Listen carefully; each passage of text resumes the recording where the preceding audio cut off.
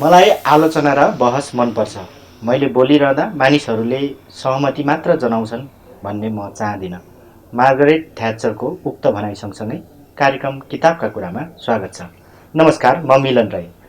कार्यक्रम किताबका कुरामा हामी विभिन्न सर्जकहरूसँग उहाँहरूको सिर्जनाको विषयमा कुराकानी गर्ने गर्छौँ। कार्यक्रम किताबका कुराको आजको श्रृङ्खलामा हामीसँग हुनुहुन्छ एकजना लेखक। उहाँले नेपाली साहित्यको विभिन्न विधामा निरन्तर कलम चलाउँदै आउनुभएको छ। उहाँ हुनुहुन्छ प्राध्यापक डाक्टर विष्णु राई। आउनुहोस् उहाँसँग कुराकानी कार्यक्रम किताबका कुरामा सुरु गरौँ। नमस्ते डाक्टर साहब, स्वागत छ तपाईँलाई। नमस्ते मिलनजी। भर्खरै नयाँ पुस्तक सार्वजनिक गर्नुभयो, सूर्य गिरफ्तार। हजुर, सूर्य गिरफ्तार लेख्ने सोच कसरी आयो? के हो सूर्य गिरफ्तार? किताबभित्र चाहिँ कस्ता कस्ता कविता सङ्ग्रह हजुर हजुर कस्ता कस्ता कविताहरू समेट्ने प्रयास गर्नुभएको छ? अब यो हाम्रो दर्शकहरूलाई बताइदिनु। हजुर, सूर्य गिरफ्तार भनेको यो एउटा प्रतीकात्मक र बिम्बात्मक शब्द प्रयोग गर्ने प्रयास गरेको हुँ मैले। अक्सर कवितामा बिम्बकै प्रयोग बढी लेखिन्छ र त्यसो भएको अवस्थामा सबैलाई अलि रुचि पनि हुन्छ जस्तो ठानिन्छ नेपाली साहित्यमा अथवा संसारभरि नै। त्यसकारण सूर्य गिरफ्तार कुनै पनि उज्यालो अथवा कुनै पनि मानिसको भविष्य कसैले गिरफ्तार गरिदियो भने त्यस्तो अवस्था कस्तो होला। त्यसकारण यो सूर्य गिरफ्तारको शाब्दिक अर्थ चाहिँ मैले यसमा प्रयोग गर्नु खोजेको कसैको पनि अधिकारलाई कुण्ठित गर्नु हुँदैन, कसैको पनि भविष्य उज्यालो दिनलाई समाप्त पार्नु हुँदैन। यदि कसैले गिरफ्तार गरिदिन्छ अथवा कसैको अधिकारलाई सुनिश्चित भएको अधिकारलाई समाप्त पारिन्छ भने त्यो एउटा गिरफ्तार जस्तै हो भन्ने एउटा आधारबाट यो पुस्तकको नामकरण चाहिँ सूर्य गिरफ्तार राखिएको हो। अब यसको अर्थ विभिन्न पाठकहरूले आफ्नो दृष्टिकोणले राख्न सक्नुहुन्छ। एकदम विद्रोह बोल्नुभएको छ, कविताहरू मैले पनि पढेँ। हजुर, प्रतिक्रिया कस्तो पाउँदै हुनुहुन्छ? पाठकहरूले कस्तो यो भर्खरै अब यही चैत महिनामा आएको पुस्तक हो र यो रिलिज मैले गएर मेरो गाउँमा, दुर्गम गाउँ खोटाङ जिल्लाको चिप्रिङ खोटेहाङ गाउँपालिकाको चिप्रिङमा मेरो गाउँ छ, त्यहाँ विद्यालयमा गएर विमोचन गरेको हो यो। त्यसपछि काठमाडौँमा आएर तत्कालै आएर त्यसपछि मैले यसलाई वितरण गर्ने, अहिले रत्न पुस्तकले वितरण गरिरहेको छ। यसको रेस्पोन्स राम्रै छ मिलनजी। अहिले तपाईँको कविता सङ्ग्रह सूर्य गिरफ्तारको पहिलो कविता निकै नै सशक्त छ, पागलबाग। हजुर, धन्यवाद। यसमा तपाईँले लेख्नुभएको छ एउटा हराब, समाजवादी मूलबाट जङ्गली च्याउ जस्तो मर्न बाँच्न ठेगान छैन। अहिले पछिल्लोचोटि राजनीतिक घटनाक्रम, राजनीतिक परिवर्तन सँगसँगै राजनीतिक दलहरूले, सरकारवादी दलहरूले हाम्रो बाटो चाहिँ समाजवादी हो, हामी समाजवादसम्म जान्छौँ, पुग्छौँ भनेर भनिरहँदा तपाईँले फेरि यहाँ समाजवादी बाटो चाहिँ जङ्गली च्याउ जस्तो, के समाजवादसम्म पुग्न, समाजवादी व्यवस्थासम्म पुग्न असम्भव हो कि गाह्रो अप्ठ्यारो छ? होइन, यस्तो हो, समाजवाद भनेको एउटा दर्शन हो। एउटा पोलिटिकल साइन्टिस्टहरूले अथवा सोसल साइन्टिस्टहरूले, फिलोसफरहरूले यसलाई पत्ता लगाएको अथवा भनेको यो शब्द हो। तर पोलिटिकल एन्थ्रोपोलोजिस्टहरूले के भन्छ भने समाजवाद अथवा पोलिटिकल साइन्स, समाजवाद भनेको एउटा दर्शन हो, तर राजनीतिक कार्यकर्ताले त्यसलाई प्रयोग गर्ने हो। तर समाजवाद राजनीतिक कार्यकर्ताले जन्माएको शब्द होइन, बुझ्नुभयो त? त्यसकारण समाजवादसम्म पुग्ने बाटो त माध्यम त राजनीति नै हो, राजनीति नै हो। तर समाजवादको परिभाषा पोलिटिकल साइन्टिस्टहरूले अथवा सोसल साइन्टिस्टहरूले एउटा फिलोसफी दर्शन लेखेको हो। त्यो दर्शनलाई प्रयोग गर्ने हो राजनीतिक दलहरूले।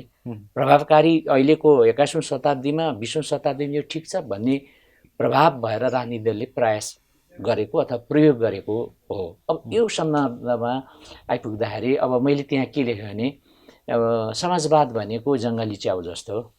फर एक्जाम्पल, पसलमा गएर हामीले च्याउ किनेर ल्यायौँ, च्याउ किनेर ल्याइहालेपछि एउटा रिस्क पनि छ। त्यो एउटा घरैबाट उत्पादन गरेको खान हुने च्याउ पनि हल्नु सक्छ, जङ्गलमा उत्पादन भएको च्याउ पनि हुनसक्छ, त्यसको त ठेगान भएन नि। जङ्गली च्याउमा बढी रिस्क हुन्छ। इनकेस जङ्गली च्याउमा परियो भनेदेखि त जिन्दगी त समाप्त भयो नि त। त्यसकारण हाम्रो जस्तो देशमा समाजवाद भनेको मेरो विचारमा जङ्गली च्याउ जस्तो भयो अहिले। गन्तव्यमा जान पनि सकियो, त्यो बाटो राम्रो छ भने, अथवा बाटो राम्रो छ हामी हिँड्दैछौँ, तर पुग्न सकिएन भनेदेखि त त्यो त जङ्गली च्याउको चाहिँ फेला परियो भनेदेखि त समाप्त हुने भयो नि त। त्यसकारण यो समाजवादी जुन बाटो जुन हिँडिरहेको छु भन्ने मैले शब्द प्रयोग गरेको चाहिँ अहिलेको सन्दर्भमा चाहिँ त्यो एउटा जङ्गली च्याउ जस्तो भएको छ। समाजवादीहरू के पागल बाघ भए? त्यसो चाहिँ नभनौँ, तर घरिघरि चाहिँ हाम्रो चरित्र के देखिरहेछ भने पागल बाघ जस्तै।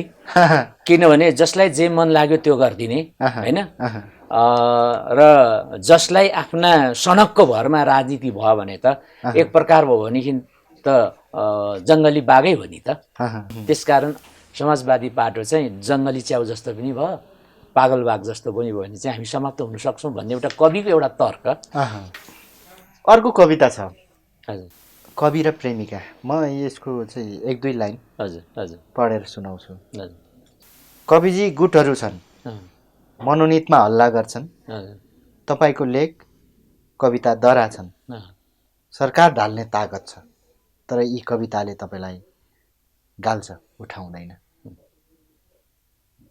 साहित्यमा कविहरूलाई, लेखकहरूलाई, मैले बुझेको लेखकहरू त चाहिँ खुला आकाशको पन्छी जस्तो हुन्, जे देख्छन् त्यो लेख्छन्। राजनीतिले कतिको असर पार्छ? अब यो राजनीतिले असर नपार्ने कुनै पनि सामाजिक संरचना छैन। त्यो त भयो, त्यसमध्ये राजनीतिभन्दा टाढा त कोही नै छैन। तर कविको विचारलाई चाहिँ कतिको प्रभावित पार्छ राजनीतिक प्रभावले? कविको विचारलाई राजनीतिले प्रभाव पार्छ, त्योभन्दा पनि कविताले राजनीतिलाई छिटो प्रभाव पार्छ। किनभने कवि भनेको कुरा एउटा सर्जक हो, एउटा थिङ्कर हो, विचारक हो। उसले लेखिरहन्छ, समाजमा भएको कुरालाई देखेर लेख्ने जुन प्रयास गर्छ त्यसले अर्को आविष्कार गर्छ। त्यो कविताभित्र, साहित्यमा, कथा, कवितामा, निबन्धमा अर्को आविष्कार गर्छ र समाज यस्तो हुनुपर्ने थियो, यसो भयो भनेर परिकल्पना गर्छ। त्यसकारण साहित्यले समाजलाई चाहिँ डोराउँछ, राजनीतिलाई पनि मार्गदर्शन गर्छ। त्यसकारण तपाईँले अघि मैले भनेको शब्दमा, तपाईँले भनेको शब्दमा आउँछु, साहित्यले कविहरूलाई, साहित्यकारलाई गाल्छ। किनभने गाल्छ भनेको जीर्ण बनाउँछ, त्यही पनि ऊ लेखिरहन्छ।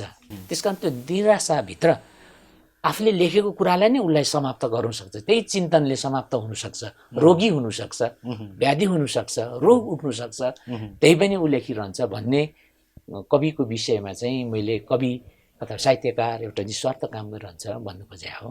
अर्को एउटा कडा व्यङ्ग्य गर्नुभएको छ। तपाईँ कुन पार्टीको कवि? हजुर, कविता नै छ। हजुर हजुर। कविहरू के पार्टीका हुन थाले? होइन, त्यस्तो देखिन्छ। हामी प्रष्ट रूपमा हामी देखिरहेका छौँ। मेरो विचारमा चाहिँ कविहरू भनेको एउटा विचारक हुन्, चिन्तक हुन्, मार्ग निर्देशक हुन्। त्यसकारण पनि कुनै पनि बौद्धिक मान्छे, एउटा जमात पार्टीको नभए हुन्थ्यो भन्ने मेरो धारणा हो। किनभने पार्टीको भइसकेपछि त समाप्त भइयो नि। उसले एउटा क्षेत्रलाई मात्रै अँगालेर लेख्ने भयो, एउटा क्षेत्रको पक्षमा मात्रै लेख्ने भयो। मलाई किन चाहिँ त्यसो नहुनु पर्छ? कविहरूमा पनि राजनीतिक चाहिँ मोह बढी भयो त? होइन, सबैसँग राजनीति चेतना छ। कहीँ न कहीँ त एफिलिएटेड सम्बन्धित पार्टीसँग मानिसहरू भइ नै रहेको हुन्छ। तर कवि अथवा स्रष्टा चाहिँ भरसक आफ्नो कृतिमा चाहिँ पार्टीको रूपमा अथवा पार्टीको प्रवक्ताको रूपमा देखा पर्नु त्यति बौद्धिक काम होइन भन्ने आग्रह मेरो कविताको। अर्को कविता छ, तपाईँ सरकारी कवि कि सरकारको भक्तिगान गाउने कविहरूमाथि तपाईँले राम्रै, त्यो पनि त्यही सन्दर्भको हो। अब प्रहार गर्नु। अब सरकारी कविहरू पनि हाम्रो देशमा हुनुहुन्छ नि त, होइन? सरकारले पनि त्यही अनुसारको उहाँलाई आफूलाई नजिकको ठान्ने कवि जसले संरक्षण गर्ने, संरक्षण गर्ने सङ्घ संस्था पुरस्कृत गर्ने उपचार खर्च दिने, घर खर्च दिने, भत्ता उपलब्ध गराउदिने हैन, यस्ता त छ नि त कविहरू।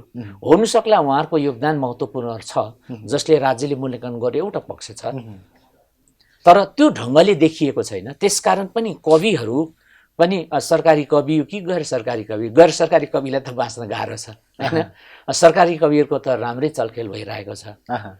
मैले जोड्न खोजेको कुरा के पनि हो भने र कविहरूले राष्ट्रले देशले दिन्छ भनेर लेखेको पनि होइन र त्यो सोच पनि राख्नु, कम्तीमा कविहरूको रचना चाहिँ प्रकाशनसम्म ल्याउनको लागि, प्रकाशनसम्म गर्नको लागि राज्यको तर्फबाट चाहिँ केही पहल हुनु पर्थ्यो कि अहिले त साहित्य क्षेत्रमा लाग्नेहरू आफ्नो इच्छाले, चाहनाले, रुचिले लागिरहनु भएको छ, वनकै काँडा भइराख्नु भएको छ। राज्यको पनि दायित्व बन्थ्यो। हो, त्यो त एकदम राम्रो कुरा उठाउनु भयो तपाईँले मिलनजी, कि राज्यले कवि साहित्यकारहरूको कृतिलाई छाप दिने, प्रकाशन गर्ने, बजार व्यवस्था गर्ने व्यवस्था चाहिँ गर्नुपर्छ। यो एउटा कविता छ तपाईँको, यो चाहिँ बिम्बात्मक रूपमा पनि लेख्नु भएको छ, बैठक भन्ने। यो चाहिँ बाँदरहरूको सभा सुरु भयो कुनै जङ्गलमा भनेर सुरु गर्नुभएको छ। यो पढ्दै जाँदा चाहिँ यो संसद भवनलाई चाहिँ हाम्रो संसदलाई होइन, बाँदरहरूको पनि संसद हुन्छ नि, बैठक हुन्छ नि, त्यसलाई घुमाउरो प्रहार गर्नुभएको जस्तो यो बुझिन्छ है। बाँदरहरूको यो बैठक हुन्छ। मलाई यो कविता पढिरहेको थिएँ, तपाईँ जे ठान्नु, मलाई त्यो संसद भवनभित्रको तर्क वितर्कहरू हुन्छ नि, बहसहरू हुन्छ, त्यो याद आइरहेको थियो। मैले त्यो भएर जोड्न खोजेँ होइन, अन्यथा अर्थ नलाग्नु। सही कुरा। यो एउटा अहिलेको राजनीति परिस्थितिलाई पनि मूल्याङ्कन गरेर लेख्यो, तपाईँले भन्नुभयो, लेखिएको एउटा बिम्बात्मक र प्रतीकात्मक कविता हो बैठक। यसमा बाँदरहरू बस्छ होइन, बैठकमा उसको पनि अध्यक्ष हुन्छ, उपाध्यक्ष हुन्छ, पार्टीको लिडरहरू हुन्छ, उसले आफ्नो आफ्नो तर्क राख्छ। कमसेकम हामी बाँदर भन्ने कुरो चाहिँ नबिर्सनुहोस् माननीय सदस्यहरू, हामी बाँदर भनेको बाँदरै हौँ, हाम्रो जङ्गल सकिसके, हाम्रो जङ्गलको फलहरूलाई खान दिनु भन्ने एउटा तर्क छ है। यहाँ पनि त्यो चाहिँ एक किसिमको यो एउटा यसो हुनु हुँदै थियो भन्ने एउटा कविताले एउटा आग्रह राख्न खोजिएको हो।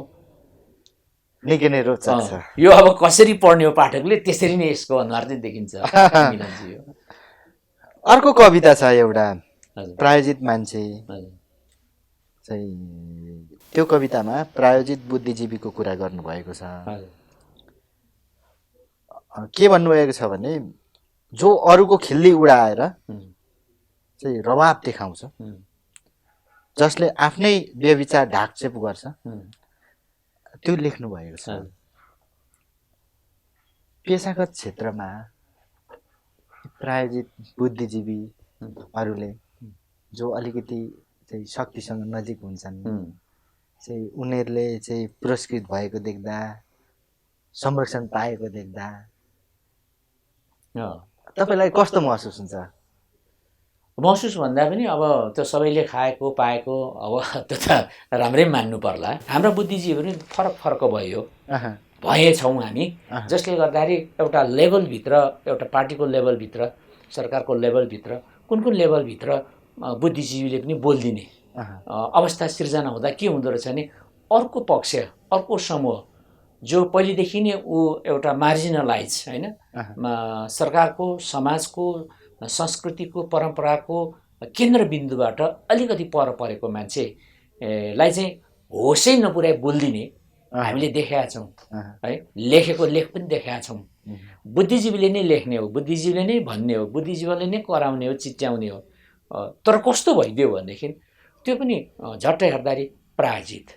त्यसकारण प्रायोजित कुनै पनि बुद्धिजीवी, कुनै पनि वर्ग, बौद्धिक समाज प्रायोजित हुनु भएन। प्रायोजित भएर लेखिने रचना, प्रायोजित गएर बोलिदिने परम्पराको चाहिँ एउटा कुनै शक्ति केन्द्र अथवा कुनै पनि पक्षबाट ती व्यक्तिहरू परिचालन भयो भनेदेखि अघि मैले भने जस्तो बोल्नु पर्दिनु मानिसहरूको अस्तित्व चाहिँ छाड्न पर्छ, जसले गर्दा समाजलाई मात्रै होइन, त्यो समाजलाई मात्रै होइन, देशलाई पनि घाटा पर्न सक्छ। त्यस्तो अवस्थामा भोलि नराम्रो घटनाहरूको बढ्ने सम्भावनाहरू पनि देखा पर्छ। तर जहिले हामीले सिंहदरबार पठाउने पात्रहरू पनि गलत पो हुन् कि भन्ने सेन्स पनि जान्छ नि त फेरि। त्यो त स्वाभाविक हो, तर मन परेको मान्छेलाई जनताले कहिले पनि भोट दिन पाएको छैन नि। यो पनि एउटा डेमोक्रेसीको परिभाषा कसरी गर्नुपर्ने भन्ने कुरो, इलेक्सनलाई कसरी परिमार्जन गर्नुपर्छ भन्ने कुरो बुझ्नुपर्ने अवस्था आएको छ। जनताले मन पराएको मान्छेलाई कहिले भोट दिएको छैन। निर्वाचन प्रणालीमा केही समस्या देख्नुहुन्छ? समस्या छ। जस्तो 2020 सालसम्म लगातार एकजना मान्छेलाई भोट दिएको छ जनताले, उसले अर्को मान्छेलाई वैकल्पिक उम्मेदवार चुन्ने अवसर पाएको छैन भनेपछि त सिंहदरबारमा त उसलाई पठाउने अथवा सिंहदरबारमा बस्ने मान्छेलाई त भोट दिनु बाध्य छ। ऊ आफूले मन पराएको मान्छे दिन असमर्थ भएको इलेक्सन छ, प्रणाली छ। त्यस कारण यसलाई पनि सच्याउनु पर्ने जरुरी छ, जसले गर्दा उसले सधैँभरि जनताले मलाई भोट दिइहाल्छ, सिंहदरबारमा बसिहाल्छु भन्ने एउटा मानसिकताले पनि जनतालाई नट्यार्या हो कि अथवा गर्दा गर्दै उसले नभ्याएको हो कि। त्यसकारण जनता निर्विकल्प छन् भनेर पनि नटेरेको हो कि? हुनसक्छ जनतासँग केही विकल्पै छैन, हामी नै त हौँ। हुनसक्छ। त्यही भएर नि उनीहरूलाई 20औं वर्ष त्यो जनताले उसैलाई भोट दिनुपर्ने बाध्यता, त्यही पार्टीलाई दिनुपर्ने बाध्यता भएको अवस्थाले गर्दा जनताले मन पराएको मान्छे त सिंहदरबारमा पठाएकै छैन नि। यो निकै गम्भीर कुराको उठान। यो त निर्वाचन आयोगले सोच्नु पर्यो। हाम्रो निर्वाचन आयोग मात्रै होइन, संसारको इलेक्सन्स कमिसन्सहरूले यो नयाँ नवीन कुरा सोच्नुपर्छ। यो विषयमा छलफल गर्ने भने लामै बहस जान्छ होइन। अर्को कुरा मैले एउटा जोड्न चाहेँ, तपाईँको कविताहरूमा किराँत पात्रहरू तपाईँले चाहिँ निकै आउँछ, दोहोरिन्छ होइन। किराँत सभ्यताप्रतिको मोह पो हो कि तपाईँको, या किराँत सभ्यता जति चाहिँ दुनियाँलाई बताउनु पर्थ्यो त्यो त्यति बताइएको छैन र तपाईँले चाहिँ अलिकति बढी चाहिँ प्रयास गर्नुभएको हो कि? सही कुरा। त अब एक कुरा त म आफ्नो किराँती समाजभित्र बसेकोले गर्दाखेरि म किराँत भाषा, किराँत संस्कृति परम्परालाई नै मैले बिर्सन्छु भन्दा पनि बिर्सन सक्दिनँ। एउटा पक्ष त्यो हो होइन। आरके मोर्टनले पनि त्यसै भन्छ, जस्तो मान्छे जुन समाजमा हुर्किन्छ उसको सामाजिक संरचना त्यस्तै हुन्छ भन्छ क्या। त्यो हिसाबले पनि हो। अर्को महत्त्वपूर्ण तपाईँले सही कुरो भन्नुभयो, किराँती समाजको साहित्य सङ्गीत, किराँती समाजको संस्कृति कति महत्त्वपूर्ण छ भन्ने कुरो सिंहदरबारले बिर्सेको अवस्था हो। त्यसकारण पनि सिंहदरबारलाई म कति बोलाउँछु उसले सुन्दैन, म सिंहदरबारलाई नमस्कार भन्छु उसले पत्याउँदैन भनेर मैले त्यो सिंहदरबार नमस्तेमा आग्रह गरेको कुरा पनि त्यही हो।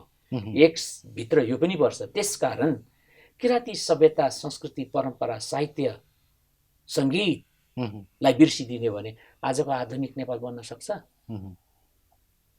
त्यसकारण लेखिनुपर्छ भन्ने मेरो आग्रह छँदै थियो। त्यसकारण मैले पनि लेख्नुपर्छ, कमसेकम समृद्धि नेपाल, सुखी नेपाल भन्ने केपी ओली जीको समृद्ध नेपाल, सुखी नेपाल यसले सार्थक बनाउँछ भन्ने विचार पनि मेरो हो कि। त्यसकारण पनि मैले यो कविता मार्फतसँग लेख्ने प्रयास गरेको हुँ। किनभने लेखिनुपर्छ नि त। किराँती संस्कृति, साहित्य, परम्परा, सङ्गीतलाई सिंहदरबारले बिर्सिदियो भने कसरी यो एउटा सिङ्गो सुन्दर देश बन्न सक्छ होइन। आखिरमा सबै राजाहरूको, सबै डाइनेस्टीहरूको मूर्ति बनाउने चलन त छ त। यलम्बर पनि किराँती राजाको प्रथम राजा भएका थिए। त यलम्बरको सरकारले मूर्ति बनाइदिँदा के आपत्ति हुन्छ? मेरो कविता इतिहास हो, इतिहास हो, नेपालको पहिचान हो। मैले किराँती कुरा गरिरहेको छैन यहाँ। आधुनिक नेपाललाई कसरी निर्माण गर्ने भन्ने कुरा हो। जस्तो भए पनि इतिहास बिर्सिनुहुन्न, बिर्सनु हुँदैन। सबैको राजाहरूको, शासकहरूको मूर्ति बनाउँदाखेरि यलम्बरको मूर्ति, स्ट्याचु कहीँ बनाउँदा सरकारले के हुन्छ?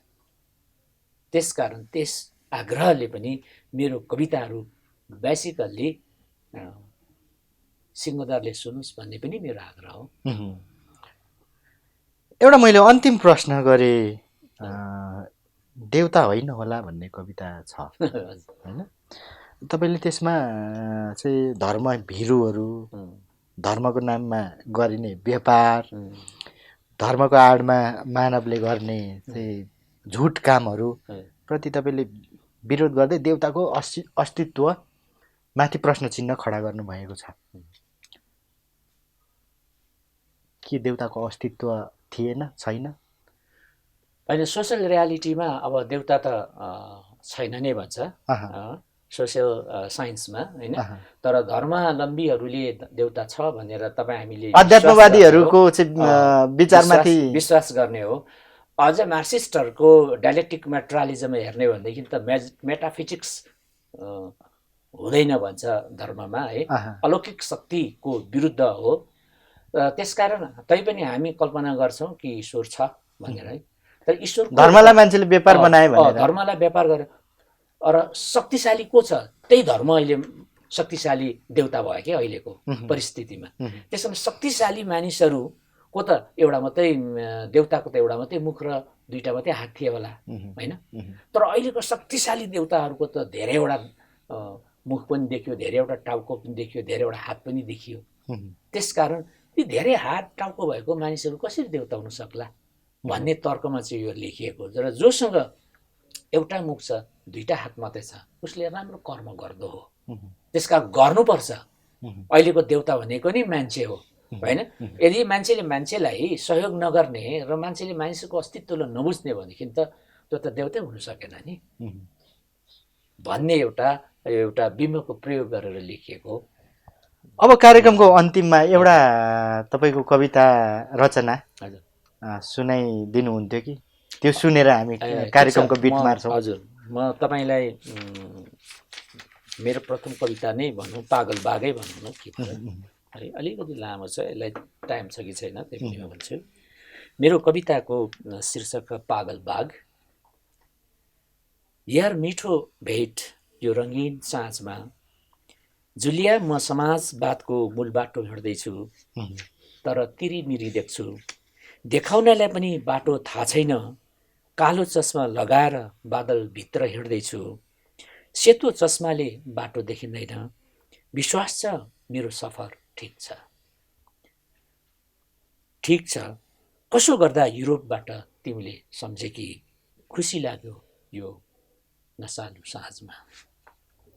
भिरको बाटो खसिने हो कि समाजवादी मूल बाटो जङ्गली च्याउ जस्तो भएको छ, मर्न बाँच्न ठेगान छैन, बाटोमा अजिङ्गरले मान्छे खाएर नियुक्तिको टेन्डरमा सुतेको छ। व्यस्त नयाँ म अहिले मोर्चामा छु, दुईटा चस्मा लाएर अझ मलाई उसले ढाँट्दैछ, यही हो बाटो भन्छ, म पहाड देख्छु, म भिर देख्छु, सायद समाजवादी बाटो भनेको पहाड हो, पर्वत हो। दुःख बेचेर सुख किन्न गाह्रो रहेछ, समाजवाद पढे जस्तो बुझिन, समावेशी हुनुपर्ने पागल बाघ मेरो टाउको छेउ टेकेर टाउकोमाथि उभिएर गर्जेको मलाई मन परेको छैन, उसले सुनपाहा मात्र निलेको देखिरहेछु। अस्ति राजधानीमा पागल बाघले 275 मान्छेको हत्या गर्यो, रगतले मातेर ऊ उफ्रिरहेछ, तिमी नै भन पागलले शासन गरेको कल्पना गर्न सकिन्छ? पाखुरा सुर्केर ऊ गर्जिरहेछ, तिमीले चिनेको साथीहरू धेरै पढेर अहिले भविष्य खोज्न खाडी मुलुक गएका छन्, कोही बेपत्ता परिवार खोज्न मेटासिट बोकेर सिंहद्वार धाउँदैछन्, कोही प्रजातन्त्रले मातेर मस्त सुतेका छन्। क्रान्ति फेरिएको छ मित्र मेरो, शेषनागहरूले अझ डस्दैछन्, जात धर्मको हतियार उठाएर मसानहरू लुट्न उठिरहेछन्, त्यही छेउ म त्वालोले ढाकेको समाजवादी बाटो हिँड्दैछु, मेरो छेउ पागल बाघ मान्छे खाएर मस्त गर्जदैछ। धन्यवाद। एकदमै सशक्त कविता, धन्यवाद। कार्यक्रम किताबका कुराको आजको श्रृङ्खलामा हामीसँग हुनुहुन्थ्यो प्राध्यापक डाक्टर विष्णु राई। कार्यक्रम किताबका कुराको अर्को श्रृङ्खला लिएर अर्को साता आउने छौँ। त्यति बेलासम्म हेर्दै गर्नुहोला जनता टेलिभिजन र सुन्दै गर्नुहोला रेडियो जनता 89.1 मेगाहर्ज। हस्त धन्यवाद, नमस्ते।